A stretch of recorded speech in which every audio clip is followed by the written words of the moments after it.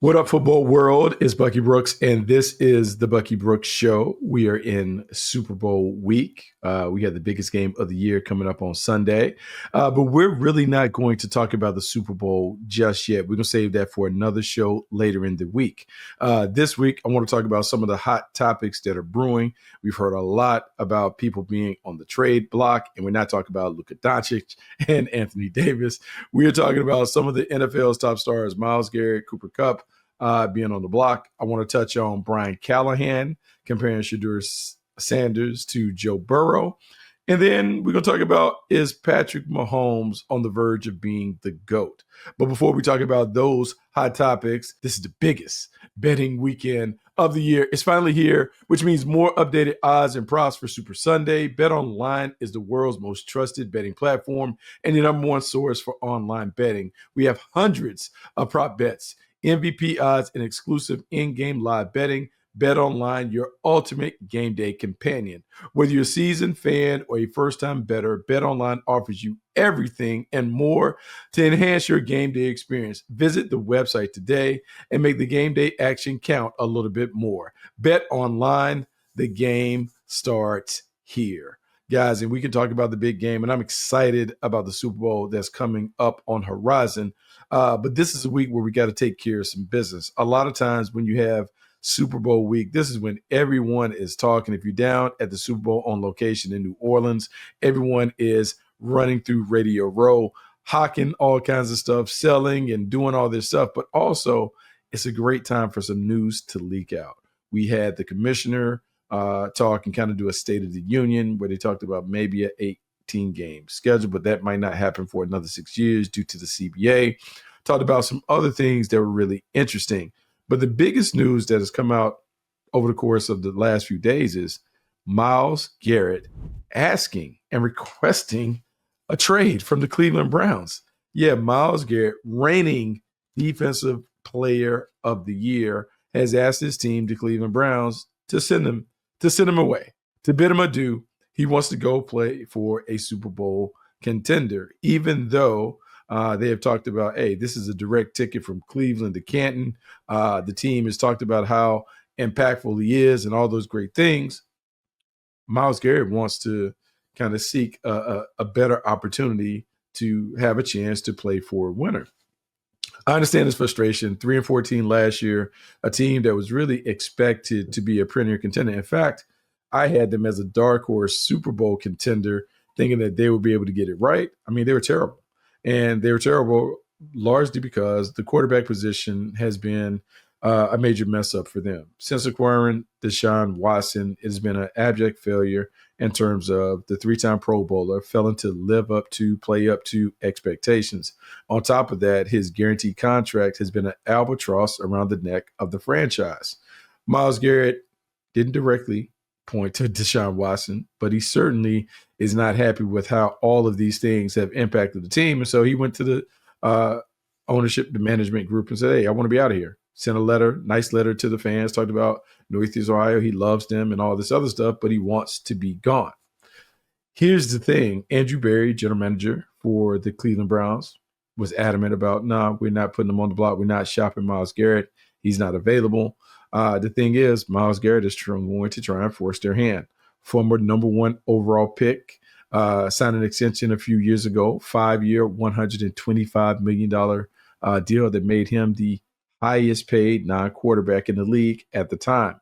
He has 2 years remaining on that deal at salaries of $20 million and $25 million respectively. This is a guy that is still in his prime, 30 years old, coming off 4 straight seasons with at least 14 sacks. I talked about being the reigning 2024 NFL Defensive Player of the Year, 4-time All-Pro. He is all that in a bag of chips, and anyone would open up the coffers to see if they could get this guy on the team. When we look at what you're potentially talking about, to me, it reminds me of Khalil Mack when Khalil Mack went to the Raiders and requested a trade. Khalil Mack, at the time of that 2018 trade from the Oakland Raiders to Chicago, was an all-pro at 2 positions, outside linebacker and defensive end. When he did that, he was a guy who was dominant on the edges. And because of his dominance, because of his performance and production, he commanded a lot in that deal. And so if we can remember the deal, the Raiders received from the Bears 2 first-round picks, a third-rounder, and a sixth-rounder for the Pro Bowler, a second-round pick, and a conditional fifth-round pick. Now, unfortunately for the Raiders, they weren't able to turn those picks into blue chip players. And so they lost a guy that was one of the more dominant players on the edge, and they never really received equal value in return, despite having a wealth of picks to try and get it right. For Chicago, I can't really say the deal was a boon for them because they won some games and did some things, but it wasn't like they were a Super Bowl team. Mac was a good player, maybe even a great player, but he wasn't the impactful force that they thought that he would be. When you look at that hefty haul, it's certainly intriguing if you're a team that fancies themselves as one that can pick and evaluate players and that you believe that you can replace Myles Garrett, someone who's been a fixture on this line, someone who's been a dominant player, someone who's been unleashed in Jim Schwartz's defense. If you believe you can replace him, then you do the deal. I said 2 first-round picks, a third-rounder, a sixth-rounder for a player of that ilk. That's a lot. We would like to think in draft terms, 2 first-round picks should be 2 solid starters at a minimum, maybe a great player and a really, really good player, plus a third-round pick should be another eventual starter. So you're talking about 3 starters for 1 player if you're able to nail the draft. The problem is it's so hard to nail the draft that there should be a reluctance to do the deal, particularly if you're Andrew Berry, because in Andrew Berry, what you have is you have a proven commodity. You have seen Myles Garrett go from being the number 1 overall pick to being the gold jacket type player that you expect him to be when you took him number 1 overall. I can understand why Berry would not want to move off of that, particularly in a division where you have really good quarterback play in Lamar Jackson and Joe Burrow. Why would you want to give up a dominant pass rusher?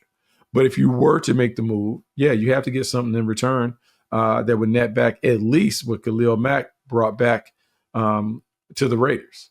We can talk about a more recent deal, but this player is not even the same when it comes to the type of impact that he had on the game, and that would be Brian Burns. And he was traded last year from the Carolina Panthers to the New York Giants, and he only commanded a second, a fifth, and they swapped fifths to kind of even it out. And we're talking about in layman's terms, second rounder, you're talking about maybe a solid starter. Fifth rounder, you're talking about a developmental prospect. And then you swap fifths, so you swap developmental prospects based on the way the grades would read in terms of the value that's available in those rounds. Yeah, this is not that. Brian Burns and Myles Garrett are certainly not on the same stratosphere when it comes to impact player.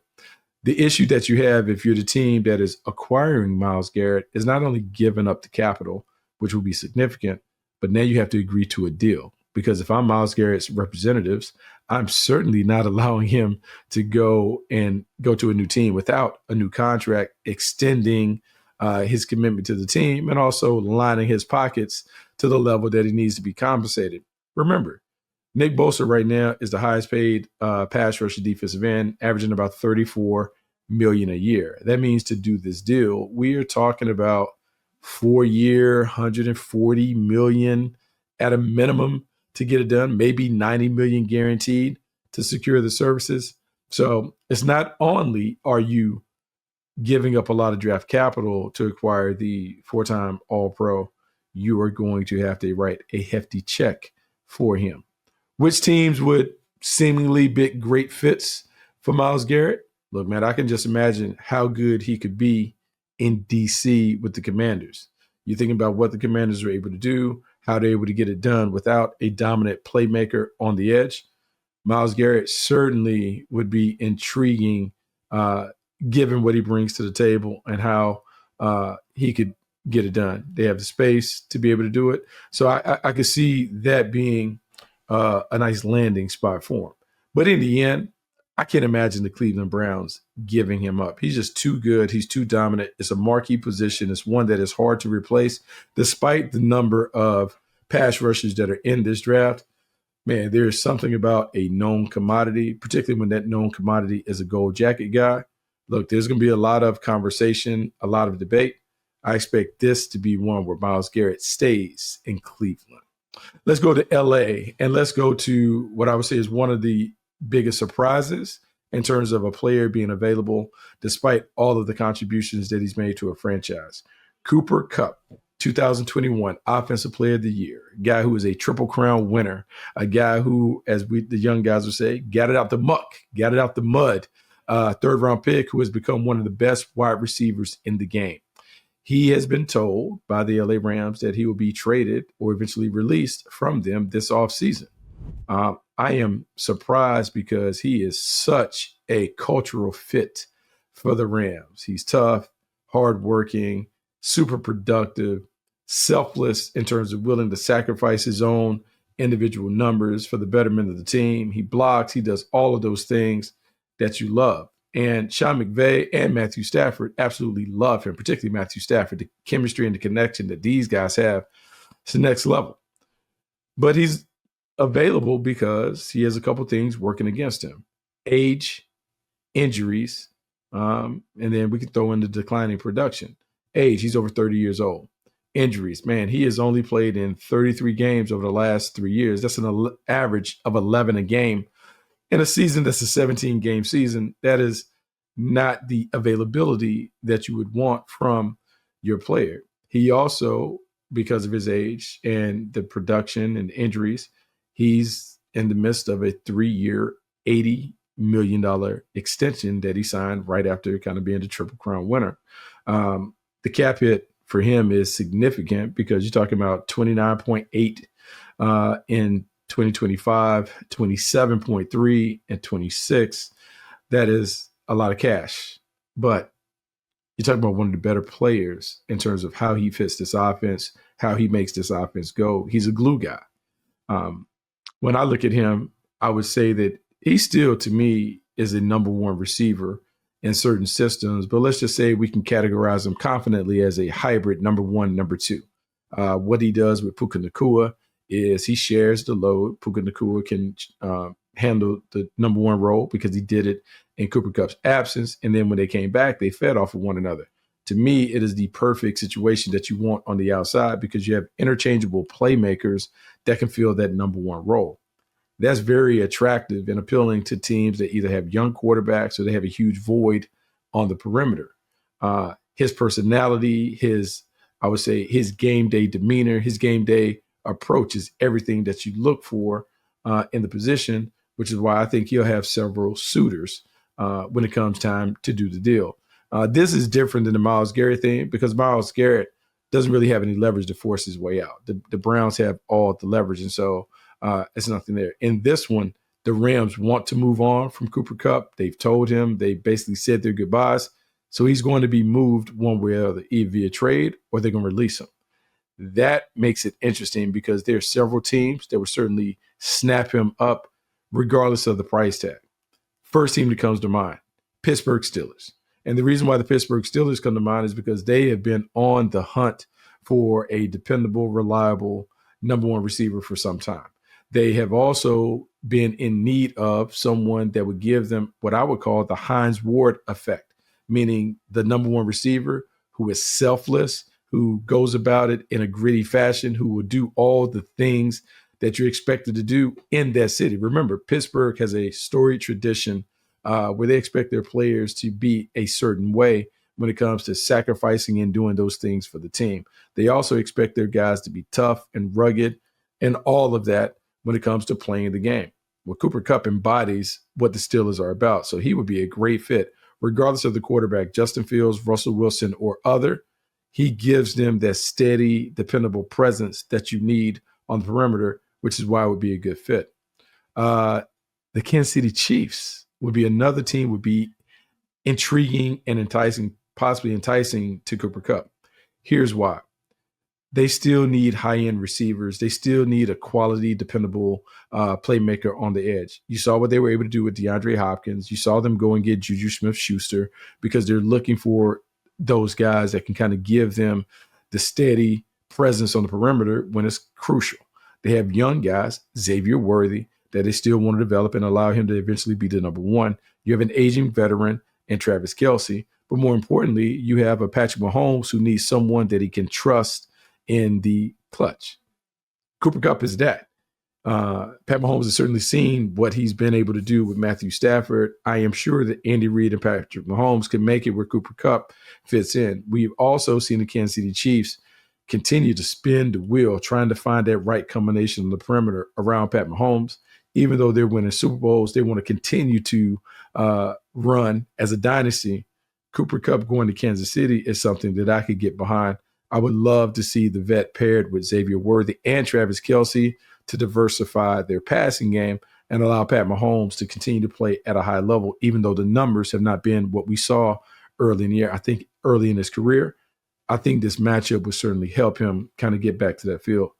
The last thing that I would say is keep an eye on the Las Vegas Raiders. And the reason why you want to keep an eye on them is Pete Carroll knows Cooper Kupp well from competing with him within the division. That intel, that knowledge, that the awareness of how difficult it is to prepare for him can make Pete Carroll want him. It also can make Pete Carroll look at Cooper Kupp as the perfect complement to what you already have in Brock Bowers.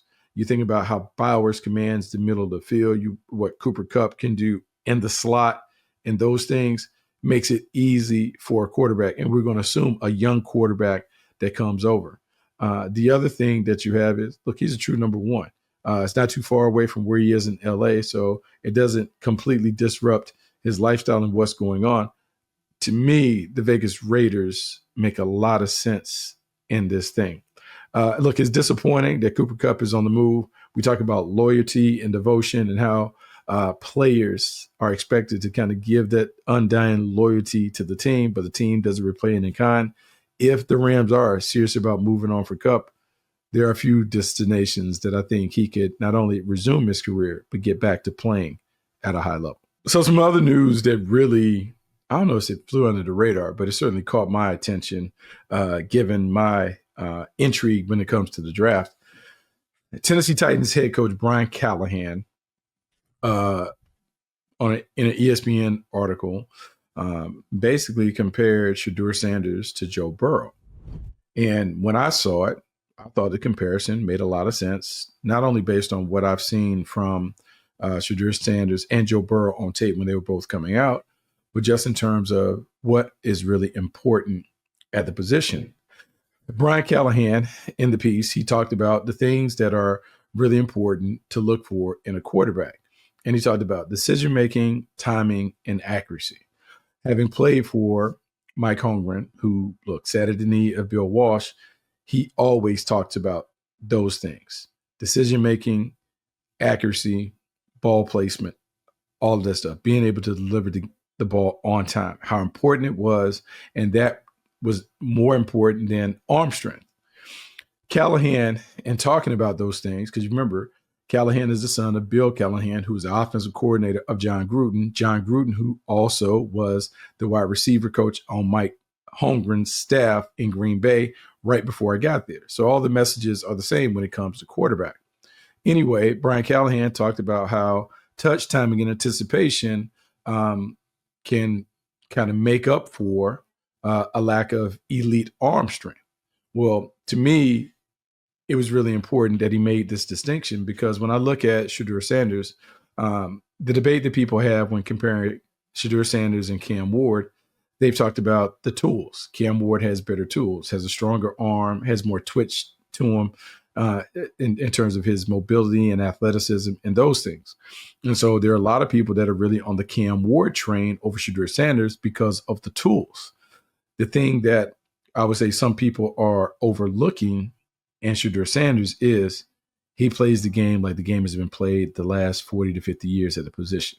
He's a classic drop back passer. He is someone who does his damage with his arm.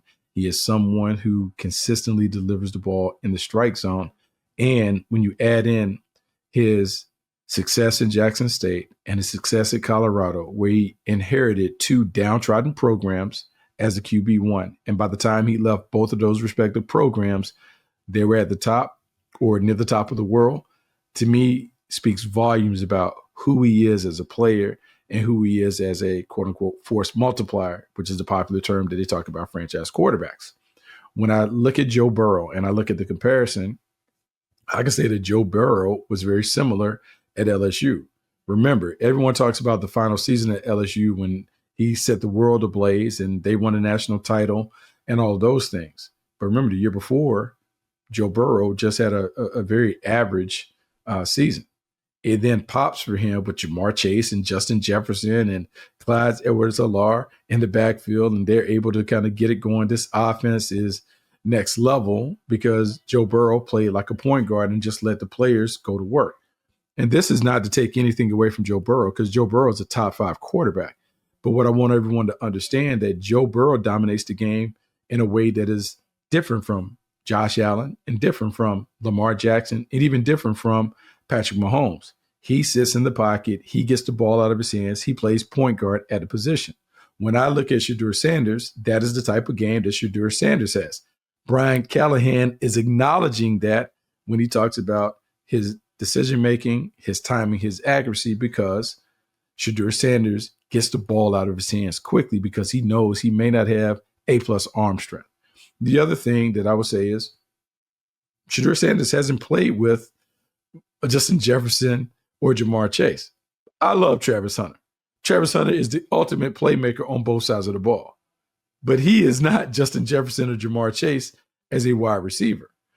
Shedeur Sanders had to do more with less than Joe Burrow had to do. Shedeur Sanders has a bad habit of holding on to the football. He does hold on to the football. He takes bad sacks and those things. But when it comes to decision-making with the ball, not a high turnover guy, not a high risk reward guy. He knows how to play winning football, and it's reflected in his ability to win at Jackson State and at Colorado. When we're thinking about the number 1 overall pick and we're thinking about the Tennessee Titans, and we're also thinking about what the Titans have currently on their roster at quarterback, they have Will Levis. What was Will Levis's scouting report coming out? He has the tools. He's a little inconsistent. Normally, when you have that kind of player and it doesn't go right, you're not going back for that when you have an opportunity. That's why the conversation, Shedeur Sanders being compared to Joe Burrow, might be the Tennessee Titans tipping their hand a little bit on which quarterback they prefer. We got a few more months before we're able to kind of see these guys work out and do their thing. But to me, Brian Callahan's honesty, and I know people say it's line season, but his candor, his honesty when it comes to comparison of Joe Burrow and Shedeur Sanders and how they're more alike than different says everything that we need to hear about how the Tennessee Titans could be leaning when it comes to draft day and the quarterback position. Final thing, let's talk about Pat Mahomes and why Pat Mahomes, if he wins this weekend, Super Bowl 59 against the Philadelphia Eagles, why we have to call him the GOAT. Pat Mahomes has just been the ultimate winner since taking over as QB1 for the Kansas City Chiefs. And it's funny because no one brings this back up when he and Tyreek Hill said it, but they talked about building a dynasty after they won the first one. Like, hey, man, this is a start of a dynastic run and those things. All of that conversation ceased when they lost the Super Bowl to the Tampa Bay Buccaneers, handing Tom Brady his 7th Super Bowl win. But what they've done is exactly what they said that they were going to do. This weekend will be the Kansas City Chiefs' 5th Super Bowl appearance in 6 years. They have an opportunity to pull off a three-peat. This is a team that in a short span will have 4 Super Bowl wins if they win. Pat Mahomes has won 3 Super Bowl MVPs. In this short span, he has surpassed everybody else. We can talk about Joe Montana being out there, but he's kind of surpassed him with the 4 MVPs, and he's knocking on Brady's door because Tom Brady's a 7-time Super Bowl champ, 5-time MVP. But let's be honest, he did it over a 20-year period. No one has ever been this good, this fast in this league. No one else has dominated the game like Patrick Mahomes has dominated since taking over. Whether we talk about his postseason record at home, which is ridiculous. I think it's 14-3 now after that last win against the Buffalo Bills. Whether it's his regular season victory where the team is just controlled and put a vice grip over the AFC West since he and Alex Smith have shared responsibilities at the QB1, whether it's the ridiculous numbers that he rang up at the beginning of his career to now the way that he has just kind of become the ultimate game manager when he needs to be, when it's winning time. All of those things put Patrick Mahomes in a different category and class. And the reason why I would say that if he wins this one, you have to consider him over Tom Brady is the pedigree. Tom Brady came in as a 6th-round pick in those first couple Super Bowls that they won. They won with him kind of playing his role, meaning he wasn't the main attraction. He was a guy that was a facilitator and a game manager for a team that really won with defense, special teams, and I would say opportunistic offensive play. The Kansas City Chiefs, they ain't won like that. They were winning because Pat Mahomes could single-handedly take them to the postseason. And when he got into the biggest game, he played his best. Not to say that Tom Brady didn't have his moments with the game-winning drives and all that. I'm just saying that if we're talking about the more dominant player, look, man, Patrick Mahomes has been the most dominant player of the two. And if he wins this one, we soon are going to hand him the trophy in terms of being the GOAT over Tom Brady. Sounds crazy, but it's very true. You went 4-6, you certainly get that kind of feel. Final thing, this is going to be fun just a little bit. We're going to talk about the Super Bowl and some of the interesting prop bets that have come up and how we can just kind of tackle some of these things that are really, really fun. And, I am not one to bet, but I do like playing along on the side when it comes to some of these things that are intriguing to me.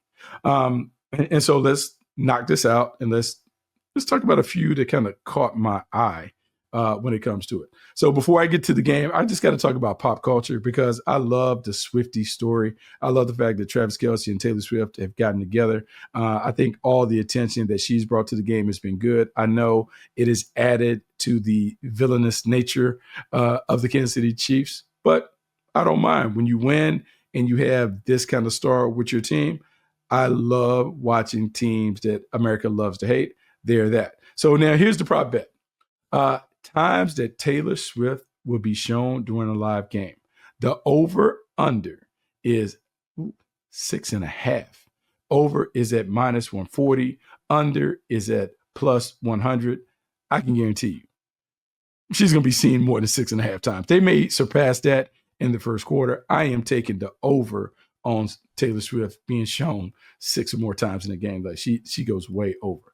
After the game, this is an interesting one. Travis Kelce to propose after the game. Yes is +700. No is -2,000. Okay, I swung and missed on this one last year. I felt like last year was the perfect time if they won that Travis Kelce would drop to the knee amid the confetti flying and ask Taylor Swift for her hand in marriage. He didn't do it last year. I don't think he's going to do it this year. So I'm going to take the no, the -2,000. I got that. Halftime. Total songs sung at halftime. Kendrick Lamar is my guy, 5-time Grammy Award winner the other night. He is the MC of the show. He's doing his thing. They say the over-under on this is 10.5 songs to be played. I think they only get 15 minutes. 10.5 songs, a lot of songs in 15 minutes. We're talking about like a minute, a little snippet, a sample. I don't think they get to 10.5. I'm going to take the under. The under is paying out +105. The over is 145. Give me the under. I just don't know how you can possibly get 10.5 songs out in 15 minutes. So yeah, that has to go down. Let's go with a basic prop bet. Let's go the national anthem time. The over under is 123 seconds. The under is -145. The over is 105. Normally people drag this out. Let's go with that's 2 minutes. Yeah, let's go with the over. It's going to take 2 minutes. This is going to be a long one just because we're in New Orleans. They're going to add their own little spice to it. I am going with the over in that one. And then let's go to some ones that are specific to the game. This is funny, right? Because coin tosses are always funny to me. Like heads or tails. There's a saying as a player, like tails never fails. What would the coin toss be? Heads or tails? Minus 101 each side. Give me tails. Tails never fails. So I'm going to go with tails on that one. Let's go team to call coin toss correctly. Minus 110 each side. Yeah, let's say they call it correctly. I'm going to say the team that is able to call it, they call it right. So I'm going to go with that. Last one. Let's go with total field goals made in this game. Over under is 3.5. Under is 155. The over is plus 125. Man, 3.5 field goals. That's a lot of field goals. Harrison Buchner. Okay, let's go with the under. And the reason why I'm going to go under is the Philadelphia kicker, Elliott, has struggled a little bit. And because he struggled, I think we'll get more than 3.5 attempts. But one of those attempts will be wayward, which will hold us to the under. So yeah, let's go with the under and the plus 125. Those are a few of the prop bets that will be played. Let's keep a track of it. Let's see what it is. Drop me a note in the comments to let me know which ones you are willing to bank on. And then we can reconvene after the Super Bowl to see who is right, who is wrong. Until next time, on Thursday, we're going to do a little a preview of the Super Bowl, the biggest game. We're talking about a tale of the tape. Which team has the advantages? Should be a lot of fun. Until next time, this is the Bucky Brooks Show. I'm Bucky Brooks. Make sure you rate, review, subscribe to the podcast. It's a lot of fun. We want to continue to make it fun as we turn the page and get into draft season. I will see you later in the week.